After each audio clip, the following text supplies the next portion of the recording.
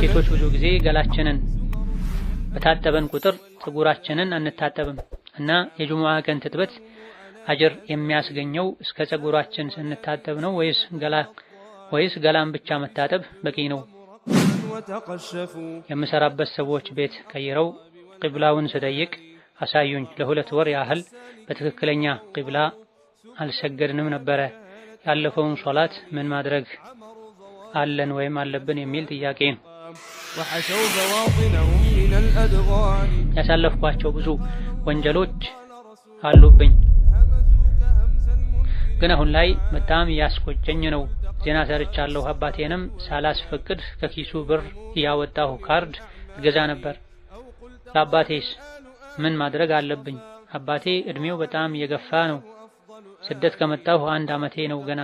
ለመመለስ ጊዜው በጣም ይቆያል። ሳላገኘውስ ቢሞት ምን ማድረግ አለብኝ የሚል ጥያቄ። ጓደኛዬ ሊያገባ ነበርና የልጅቷ አባት ኒካህ አላስርም አለ።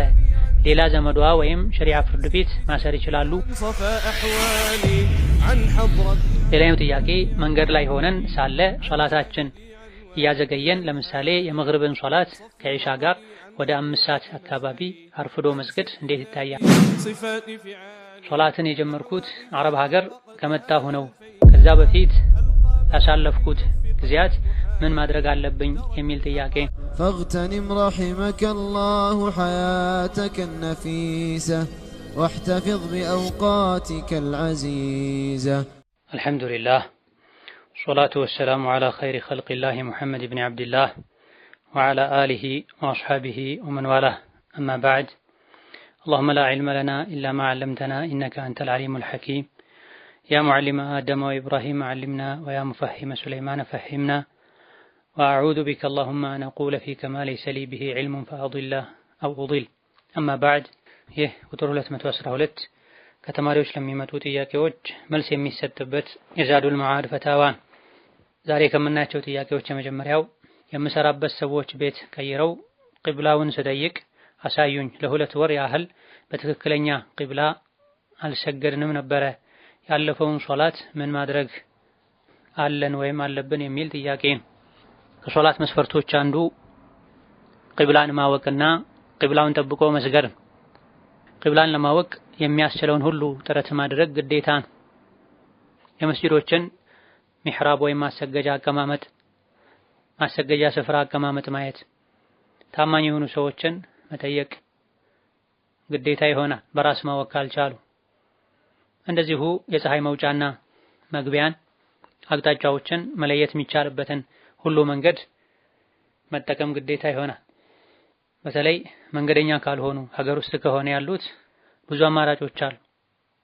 ጎረቤትን መጠየቅ፣ መንገደኛ መጠየቅ ይቻላል። ትንሽ የሚያስቸግረው ጉዞ ላይ ሲሆኑ የፊቅህ ሊቃውንት ጉዞ ላይ ሆኖ ቂብላ የተሳሳተና ሀገር ውስጥ መንደር ከተማ ውስጥ ሆኖ ቂብላ የተሳሳተን ሰው በተመለከተ ብይኑ እንደሚለያይ የተናገሩበት ሁኔታ አለ። ነገር ግን ከማስረጃ አንፃር ትክክለኛው በሁለቱም ሁኔታ ሀገር ውስጥም እያሉ ይሁን መንገድ ላይ ጉዞ ላይ ተኮኖ የሚቻለው ያክል ጥረት ተደርጎ አቅጣጫ ታይቶ ታማኝ ሰው ተጠይቆ ትክክለኛው ቂብላ ነው ተብሎ ወደሚታሰብ አቅጣጫ ከተሰገደ በኋላ ትክክል አለመሆኑ ከታወቀ መድገም ግዴታ አይሆንም። በግዴለሽነት ዝም ብሎ ከሰገዱ ነው ኋላ ላይ መድገም ግዴታ የሚሆን። ስለዚህ ያውቃል የሚባል ታማኝ ሙስሊም የሆነ ሰው ተጠይቆ ከሆነ ቂብላን የተሳሳቱት ሶላቱን መድገም ግዴታ አይሆንም።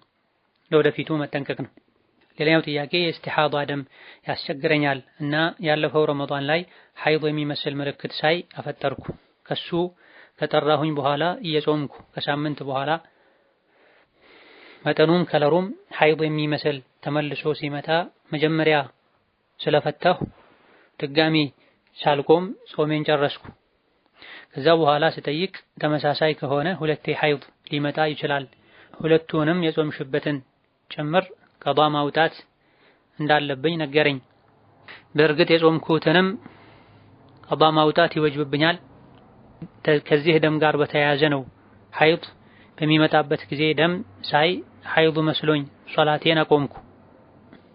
ከዛሬ ዙህር እስከ ነገ አስር የሚያክል ጊዜ ከሶላት ተቆጥቤ ቆየሁ። በኋላ ግን የሐይድ የሚመጣበት ወቅት ቢሆንም ኢስቲሓባ እንደሆነ ሲገባኝ ከመግሪብ ጀምሮ ሶላቴን መስገድ ጀመርኩ። አሁን የኔ ጥያቄ ሐይድ መስሎኝ ሳልሰግድ የተውኳቸውን ሶላቶች በምን መልኩ ነው ቀዷ የማወጣው የሚል ጥያቄ ነው። ሴት ልጅ ላይ ፈርዶል ዐይን በግለሰብ ደረጃ ግዴታ ይሆናሉ ከሚባሉ የእውቀት አይነቶች አንዱ ስለ ወር አበባ ደም፣ ስለ ወሊድ ደም ጠንቅቆ ማወቅም። ሴቶች በየጊዜው ከሚያነሷቸው ከሚደጋግሟቸው ጥያቄዎች መሃል አንዱ ይሄ ነው። የወር አበባ ደም መዛባት፣ የበሽታ ደምና የወር አበባ ደም መቀላቀል፣ መመሳሰል፣ የሶላትን ህግጋት፣ የጾምን ህግጋት፣ የላ ኢላሀ ኢለላህን መስፈርት ማወቅ እያንዳንዱ አማኝ ላይ ግዴታ እንደሆነ ሁሉ ሙስሊም ሴትም ከሶላቷ ጋር ከንጽህናዋ ጋር ግንኙነት ያላቸው የዲን ህግጋትን በሚገባ ማወቅ ይኖርባታል። ችግር ሲገጥም ብቻ አይደለም ለማወቅ ለመጠየቅ ጥረት መደረግ ያለበት፣ ቀድሞውኑ አውቆ መዘጋጀት ያስፈልጋል።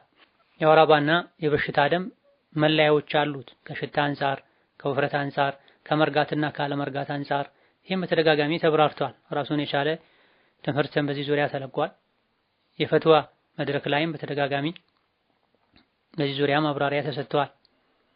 የወር አበባ ደም ሽታ አለው ለየት የሚያደርግ፣ ከበሽታ ደም የሚለይበት ጠቆር ያለ መልክ አለው፣ ስሜት አለው። እነዚህና መሰል የወር አበባ መስፈርቶችን ምልክቶችን የያዘ ደም ከሆነ ሶላትን ማቆም ጾምን ማቆም ግዴታ ይሆናል። ከነዚህ ምንም አይነት የወር አበባ ደም ምልክት ከሌለው መጾምም መስገድም ሌሎች ነገሮችን ማድረግ ይቻላል። ሐይዱ ሳይሆን ሐይዱ መስሎት ሶላት ያቆመ ሰው ያልሰገዳቸው ሶላቶችን ቆጥሮ ቀዷ ማውጣት ይጠበቅበታል። ውስን ከሆኑ በአንድ ቀን በአንድ ሌሊት በተከታታይ አከታትሎ በቅደም ተከተላቸው መሰረት ፈጅር፣ ዙህር፣ ዐስር፣ መግሪብ፣ ዒሻ እያሉ መስገድ በጣም ብዙ ሆኖ የሚያደክም ከሆነ በየቀኑ ከሚሰገደው ሶላት ጋር ከተመሳሳይ ሶላት ጋር አንዳንድ ሶላት ቀዷ ማውጣት፣ በተቻለ ያክል ፈጥኖ ሳይዘገዩ ፈጥኖ ቀዷ ማውጣቱ በላጭ ነው። በአንድ ጊዜ በአንድ ቀን ከአንድ በላይ የቀዷ ፈርድ ሶላት ሲሰገድ በየቀኑ ግዴታ ሶላት በሚሰገድበት ቅደም ተከተል መሰረት መሆን አለበት። ፈጅር ቀዷ ወጥቶ ከዛ ዙህር ከዛ ዐስር ከዛ መግሪብ ወህሉ መጀራ። ሌላው ጥያቄ ረመዳንና ሶላትን የጀመርኩት አረብ ሀገር ከመጣሁ ነው። ከዛ በፊት ላሳለፍኩት ጊዜያት ምን ማድረግ አለብኝ የሚል ጥያቄ። የሶላትን የጾምን ግዴታነት ሳያውቁ የማያውቁበት ሁኔታ ውስጥም ተኮኖ ምንም ዲን ያልደረሰበት ገጠር ውስጥ ተኮኖ አሊያ ደግሞ አዲስ የሰለሙ ሆኖ እነዚህ ኢባዳዎችን ግዴታ መሆናቸውን ባለማወቅ ከሆነ የተተዉት ሸሪዓ የዲን ህግጋት አንድን ሰው ሳያውቅ በፊት ግዴታ አይሆኑበትምና ካወቁበት ሰዓት ጀምሮ በርትቶ መቀጠል ነው። ግዴታ መሆኑን ከማወጋ ወይም የማወቅ ዕድል ከመኖሩ ጋር ከሆነ የተተወው ያለፈውን ጾምና ሶላት ቆጥሮ ትክክለኛ ቁጥሩን እንኳን ባያውቁ በግምት አብላጫውን ቁጥር በመያዝ የ2 ዓመት ነው የ3 ዓመት የ2 ዓመት ተኩል ነው የሚል ግምቶች ጥርጣሬዎች ካሉ ከፍተኛውን ቁጥር በመያዝ ቀዷ ማውጣት ነው። ይህ የብዙሃኑ የፊቅህ ሊቃውንት አቋም ግዴታነትን ከማወቁ ጋር ባለማስተባበል በግዴለሽነት በቸልተኝነት ከሆነ ያለፈው ቀዷ ይወጣል።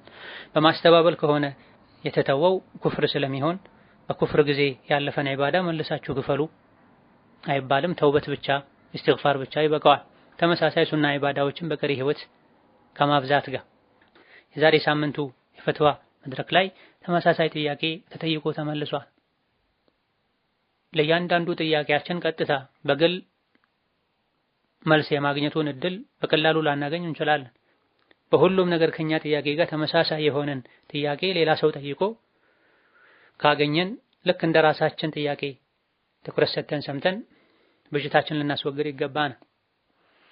አብዛኛውን ጊዜ ተመሳሳይ ጥያቄዎች ናቸው ተደጋግመው የሚላኩት። ሰዎች የራሳቸው ጥያቄ ከሆነ ብቻ ነው መልስ የሚሰሙት። ያለፉትን ፈትዋዎች ደግሞ ደጋግሞ ማድመጥ ብዙ ጊዜ ውስጣችን ላይ የሚመላለሱ ጥያቄዎችን ምላሽ እንድናገኝላቸው ይረዳናል። ሌሎች ሰዎች የሚጠይቁትን ጥያቄ መስማታችን አንድ ራሱን የቻለ እውቀት የምንጨምርበት የረሳነውን የምናስታውስበት መንገድ ነው። ሌላው ጥያቄ በረመዳን ቀን ላይ ባሏ በጂማዕ ያስገደዳት ሴት ከፋራውን መተግበር ግዴታ ይሆንባታል? ጀዛኩሙላህ ኸይር የሚል ጥያቄ። በትክክል ተገዳ ከሆነ ባሏ ሙሉ በሙሉ አስገድዷት ከሆነ ግብረ ስጋ ግንኙነት ያደረገችው ሴት ልጅ ወንጀለኛ አትሆንም። ወንጀለኛ የምትሆነው በረመዳን በቀኑ ክፍለ ጊዜ ፈቃደኛ ሆና ግንኙነት ካደረገች ነው። ይሄኔ ወንጀለኛም ትሆናለች፣ ጾሟም ይፈርሳል፣ ከፋራም ይወጅብባታል። እሷ ጭራሽ ሳትፈቅድ ሳትፈልግ በምንም መልኩ መከላከል ማትችል ሆና ሙሉ በሙሉ ተገዳ ከሆነ ግንኙነቱ የተፈጸመው ከፋራ አይወጅብባትም፣ ወንጀለኛም አትሆንም። ጾሙ ግን ይፈርሳል አይፈርስም በዑለሞች መሃል ኺላፍ ያለበት ጉዳይ። ባሎች አላህን ሊፈሩ የረመዳንን የዒባዳን ክብር ሊጠብቁ ይገባል። ሴቶችም እንደዚህ አይነት የዲን ድክመት ያለባቸው ባሎች ከገጠሟቸው በእንደዚህ አይነት ባል ከተፈተኑ በሚችሉት ያክል ጥንቃቄ ሊያደርጉ አዝማሚያው ሁኔታው ካላማራቸው ራቅ ሊሉ ይገባል። ሌላኛው ጥያቄ ኢትዮጵያ እያለሁኝ በረመዳን ወር ሌሊት ባለቤቴ ጋር ግንኙነት አድርገን ከዛ ለሱብሒ ለመታጠብ ውሃ ወንዝ ስለሆነ የምንቀዳው እንዳጋጣሚ ውሃ የለም አጣሁ።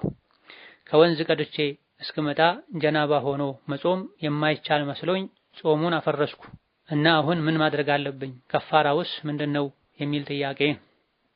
ቀኑን ቀዷ ማውጣት ግዴታ ነው። ውሃ ከሌለ ተየሙም አድርጎ መስገድ ይቻል ነበር። ጾምን ለመጀመር ከጀናባ መታጠብም ግዴታ አይደለም።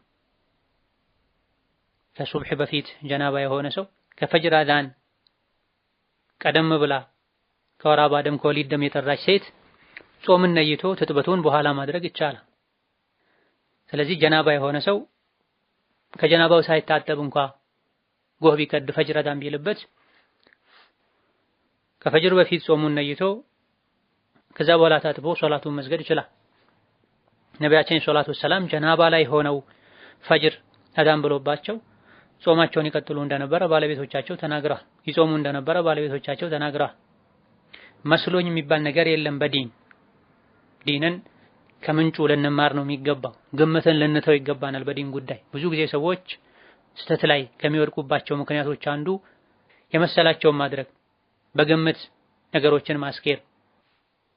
ስለዚህ በዚህ መልኩ ጾም ፈተው ያሉበትን ቀን ተውበት ከማድረግ ጋር ቀዷ ማውጣት ያስፈልጋል። ሌላ ነገር አያስፈልግም። መጸጸትና መተውበት በቂ ነው። ሌላኛው ጥያቄ ሴቶች ብዙ ጊዜ ገላችንን በታጠበን ቁጥር ፀጉራችንን አንታጠብም እና የጁሙዓ ቀን ትጥበት አጅር የሚያስገኘው እስከ ፀጉራችን ስንታጠብ ነው ወይስ ገላን ብቻ መታጠብ በቂ ነው? ግዴታ የሆኑ ትጥበቶችን ሲታጠቡ ሙሉ ሰውነትን ከፀጉር እስከ እግር ጥፍር መታጠብ ግዴታ ይሆናል። ምንም ውሃ ያልነካው የሰውነት አካል መኖር የለበትም። እንደዚሁ ደግሞ ልዩ ትሩፋት እንዳላቸው የተነገረላቸው ትጥበቶችም ሙሉ ሰውነትን ማዳረስ አለባቸው። የጁማ ትጥበትም ላይ ይሄው ነው የሚባለው። በተለይ በርካታ ዑለሞች የጁማ ትጥበት ግዴታ እንደሆነ ተናግረዋል። ስለዚህ ሙሉ ሰውነትን ማዳረስ አለበት፣ ፀጉርንም ጨምሮ። ፀጉር ላይ ማፍሰሱ ብቻም በቂ አይሆንም፣ በደንብ መንካት አለበት። ነገር ግን የጁማ ትጥበት ጅምሁር ዑለማ ብዙሃኑ የፊቅህ ሊቃውንት ተወዳጅ ሱና እንደሆነ ነው የሚናገሩት። ሆኖም ሙሉ አጅሩን ለማግኘት ሙሉ ሰውነትን ማዳረስ ያስፈልጋል። ፀጉርን በተመለከተ ደግሞ ለየት ባለ መልኩ የጁማ ትጥበት ላይ ትኩረት ተሰጥቶታል። መን ገሰለ ወግተሰል ተብሏል። ገሰለ የሚለውን ፀጉሩን ያጠበ ብለው ዑለሞች ፈስረውታል። ከተራ እጥበትም ባለፈ ፀጉርን በደንብ አጽድቶ ማጠብ አስፈላጊ እንደሆነ ተነግሯልና ሙሉ የጁማ ትጥበትን የሌሎችንም ሱና ትጥበቶችን አጅር ማግኘት የሚፈልግ ሰው ሙሉ ሰውነቱን ማዳረስ አለበት።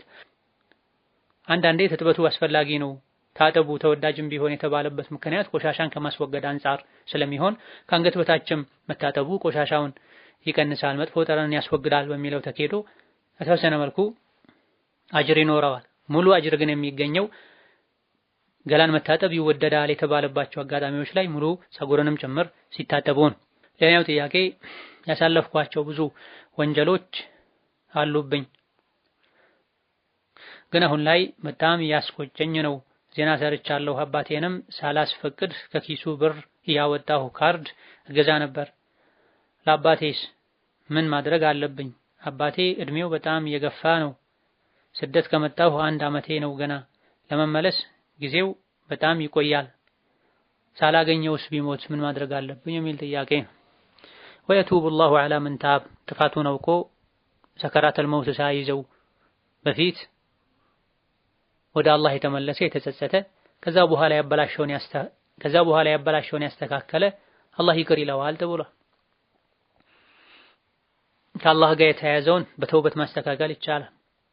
አላህን ይቅር በለኝ ማረኝ ማለት መጸጸት፣ ይቅርታ መጠየቅ፣ ወንጀል የሚያራግፉ ኸይር መልካም ስራዎችን ማብዛት፣ ሱና ጾሞችን፣ ሱና ሶላቶችን፣ ሰደቃ፣ እስትግፋር ማብዛት ያአላህ በዚህ ይስተካከላል። ሁለተኛ እንደዚህ አይነት መጥፎ ስራ ላልሰራ ብሎ ከመወሰን ጋር ባለፈው ከመቆጨት ጋር ቀሪ ህይወትን ከማስተካከል ጋር የሰዎችን ሐቅ በተመለከተ ንብረት ለተወሰደበት ሰው ንብረቱን መመለስ ግዴታ ይሆናል። ስሙ ለጠፋ ክብሩ ለተነካ አካሉ ለተጎዳ ሰው ደግሞ ሄዶ ቀጥታ በአካል ይቅርታ መጠየቅ፣ ደብድቤሃለሁ ደብድበኝ ማለት ያስፈልጋል። ልጆች ከወላጆቻቸውም ቢሆን ያለ ፈቃዳቸው ገንዘብ ሊወስዱ አይገባም። ይሄን ያደረገ ሰው መቶበት አለበት። ወላጁን ይቅርታ መጠየቅ አለበት። ይቅርታ ለመጠየቅ ገንዘብ ወስጄብሃለሁ አፍ በለኝ ወይስ ልመልስልህ ብሎ መጠየቅ። መልሶልኝ ካለ የወሰዱትን ያክል ገምቶ ቢበዛ ከዚህ አያልፍም ቢያንስ ከዚህ አያንስም የሚሉትን ያክል መስጠት ነው። አፍታ ለመጠየቅ ይህን ለማስተካከል የግድ በአካል መቅረብ ግዴታ ላይሆን ይችላል። አሁን ባሉበት ጊዜ በስልክ በመሰል ነገሮች ደውሎ በልጅነት ያጠፏቸው ብዙ ነገሮች አሉ በድያለሁ ይቅር በለኝ ማለት ነው ማስተካከል። ስለዚህ በህይወት እስካለ ድረስ ሳላገኘው ቢሞትስ ምን ማድረግ አለብኝ አይባልም። አሁኑኑ ማስተካከል ይቻላል። መልእክት መላክ ይቻላል። የቅርታ ደብዳቤ መጻፍ ይቻላል። ስልክ ደውሎ በሰው ክፍለ ሀገር ሩቅ ሀገር እንኳን ቢሆን ሄዳችሁ አገናኙኝ ማለት ይቻላል። ስልክ ወዳለበት እንደምንም ተቸግሮም ቢሆን ይምጣ ፈልጓለሁ ማለትና በዛው ማስደሰት ይቅርታ መጠየቅ ይቻላል። ብዙ አማራጮች አሉ። ይህ እንዳለ ሆኖ ሐቁ ያለብን ሰው ሐቁን ሳንወጣ ይቅርታ ሳንጠይቅ ከሞተ ለሱ ኢስቲግፋር ማድረግ፣ የገንዘብ ሐቅ ካለ ለወራሾቹ መስጠት። ሌላኛው ጥያቄ አባቴ በጃሂልያ ጊዜ ያለ ኒካህ የወለዳት ልጅ ነበረች፣ ግን አልተቀበለም አላሳደጋትም እና አሁን የእኛን እናት አግብቶ እየኖረ እያለ ከ30 ዓመት በኋላ ፈልጋው መጣች። ወንድም እህት ስለሌላት እኛ እናስፈልጋታለን፣ ለሰርጓም እንድንገኝ ጠርታናለች። መሄድ ይፈቀድልናል? እኛስ እንደ እህት ወንድም መቅረብ ይፈቀድልናል? አባቴስ እንደ አባት መቅረብ ይፈቀድለታል? የሚል ጥያቄ ነው። የእናንተ መቅረብ በእህትነት ችግር የለውም። በዲን እህትነት ሙስሊም እህት በመሆኗ ከጎኗ ሰው የሌላት በመሆኗ እንደ ዲን እህት መቅረቡ መርዳቱ ከጎኗ መቆሙ ሰርጓን ማጀብና ማስደሰቱ ይፈቀዳል ይወደዳልም ጭምር። በእናቷ በኩል ያሉ እህቶች ዘመዶች ለሷ ዘመድ ናቸው። በዚናም ብትወለድ ከእናት ጋር ዝምድናው ይቀጥላል ይጸናል። በአባት በኩል ግን ያለ ኒካህ የተወለደች እስከሆነች ድረስ እሷ እንድትወለድ ሰበብ የሆነው ዝሙት የሰራው ወንድም ይሁን የሱ ሌሎች ልጆች በሐላል የወለዳቸውም ይሁን በሐራም የወለዳቸው ከሷ ጋር ዝምድና አይኖራቸው። የዝሙት ግንኙነት ህገወጥ ግንኙነት፣ በዝሙት መዋለድም የተከበረ ህጋዊ የዝምድና ደረጃን አያሰጥም። ስለዚህ ከሱ ጋር ምንም አይነት ግንኙነት አይኖራትም፣ ለሱ አጅነቢ ነው። እናንተ ግን በዝምድና እህትነት ሳይሆን በዲን እህትነት በሰብአዊ እህትነት ብትቀርቧት ብትረዷት ችግር የለም። ሌላኛው ጥያቄ በረመዳን ኢዕቲካፍ መቀመጥ ለወንድ ብቻ ነው ወይስ ሴት ልጅም መቀመጥ ትችላለች? ከተቻለስ ምንድነው መሟላት ያለበት መስፈርት የሚል ጥያቄ። ኢዕቲካፍ ለወንድም ለሴትም ነው። የነብዩ ሰለላሁ ዐለይሂ ወሰለም ባለቤቶች ከነብዩ ጋር አለይሂ ሰላቱ ወሰለም ኢዕቲካፍ ተቀምጠዋል። እሳቸው ከሞቱ በኋላም ኢዕቲካፍ ተቀምጠዋል። ስለዚህ ሴት ልጅ እንደ ወንድ ኢዕቲካፍ መቀመጥ ትችላለች። ነገር ግን መስፈርቶች፣ አደብ፣ ስርዓቶች አሉት። ባለትዳር ከሆነች ባሏን ማስፈቀድ አለባት። ባለትዳርም ባትሆን ከአባቷ ከወንድሟ ጋር ስትኖር ኃላፊዋን አስፈቅዳ አሳውቃ መውጣት አለባት።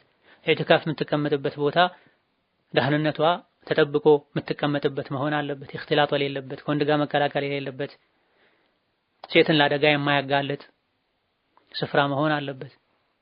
ኢዕቲካፍ ብላ በመግባቷ ቤት ልጆቿ፣ ባሏ የሚጎዱ ግዴታ የሆነባትን የልጅና የባልን ሐቅ የሚቃረን መሆን የለበትም።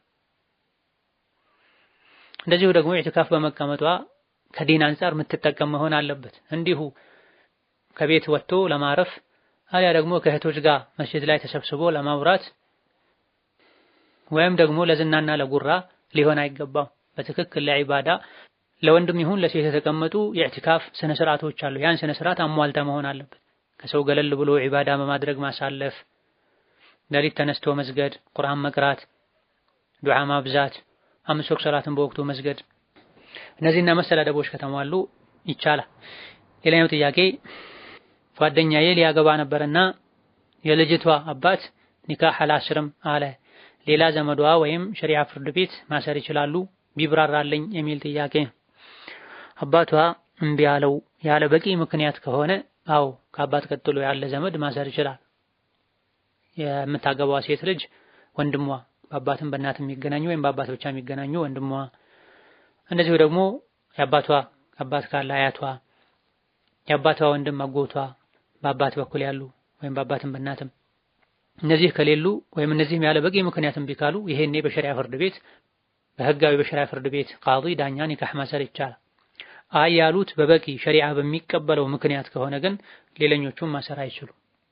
ልታገባ የፈለገችው ሰው የዲን ችግር ቢኖርበት፣ ሶላት ማይሰግድ ቢሆን፣ መሰል የሆኑ በዲን ተቀባይነት ያላቸው ምክንያቶች ኖረው ከሆነ እምቢ ያሉት ሌሎች ቢያስሩም ትክክል አይሆንም። እነሱ ግን ሸሪዓ ማይቀበለው ምክንያት በመፍጠር ከሆነ ያሉት ሸሪዓ ፍርድ ቤት ማሰር ይችላል። ከሸሪዓ ፍርድ ቤቱ በፊት ግን በአባት በኩል ያሉ ከአባት ቀጥሎ ያሉ ሴት ልጅን ሊድሩ የሚችሉ ዘመዶች ይቀደማሉ።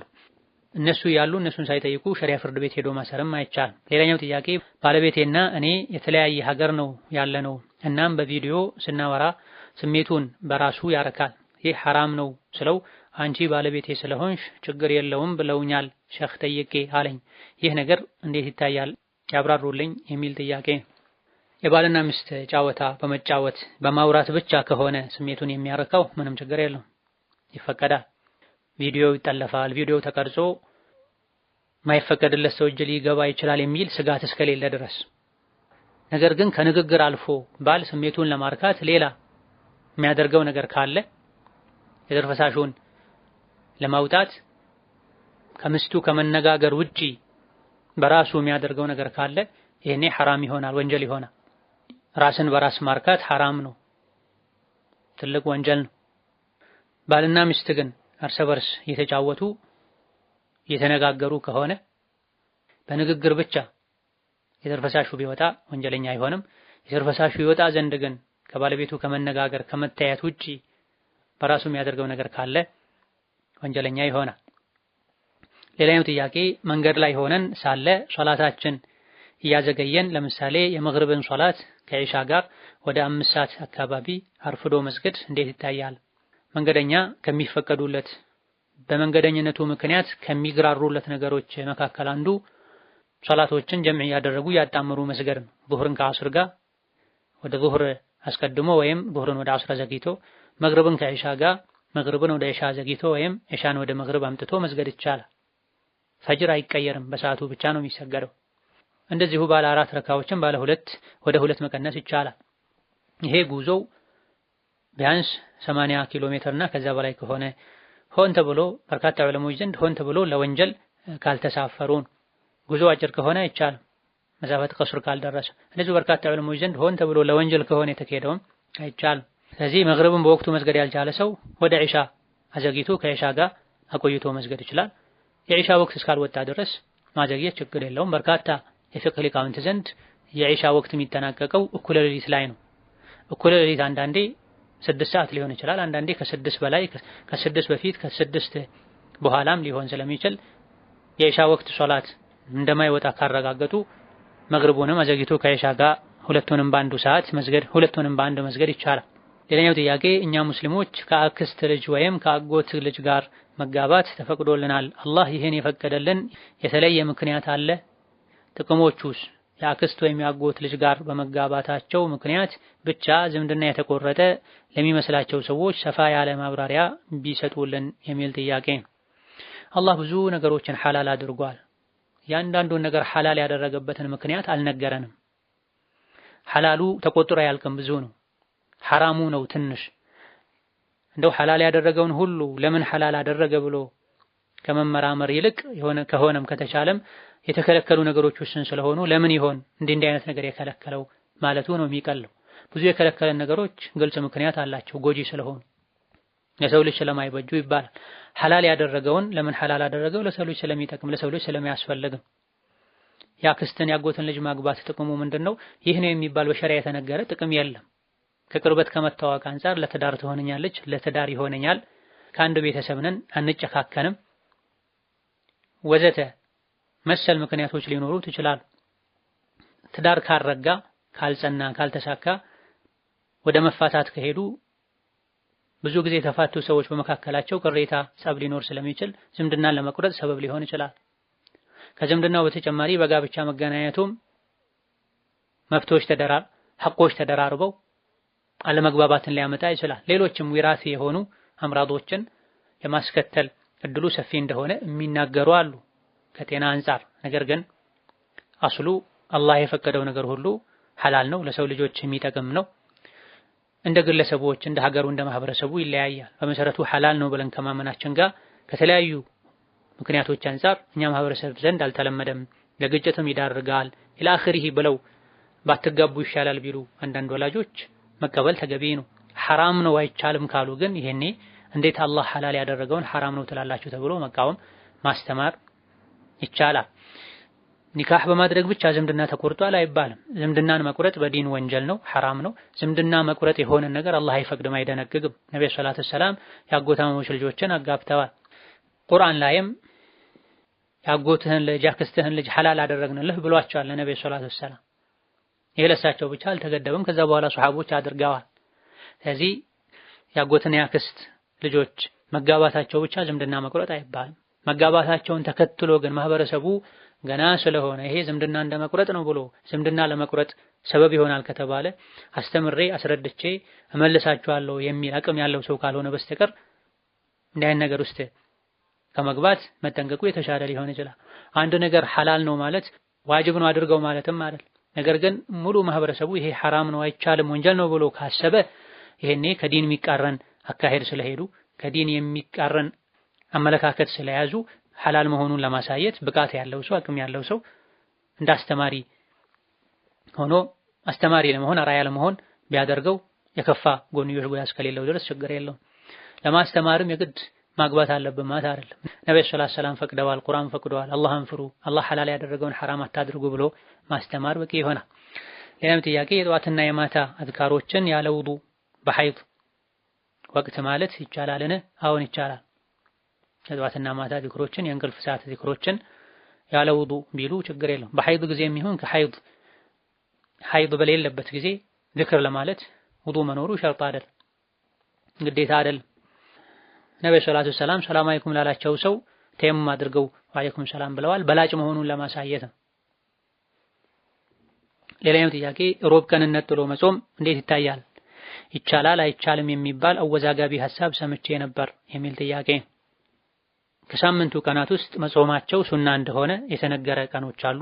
ሰኞ፣ ሐሙስ መጾማቸው ክልክል እንደሆነ ነጥሎ መጾም ክልክል እንደሆነ የተነገረ ቀኖች አሉ። እሁድ፣ ጁሙዓ ከነዚህ ውስጥ አወዛጋቢ የሆኑ ቀኖች አሉ። ቅዳሜም እንደዚሁ መጾም ይቻላል አይቻልም የተነገረበት ሐዲስ አለ። ሶሒህ ነው ضعيف ኺላፍ አለባቸው አንዳንዶቹ።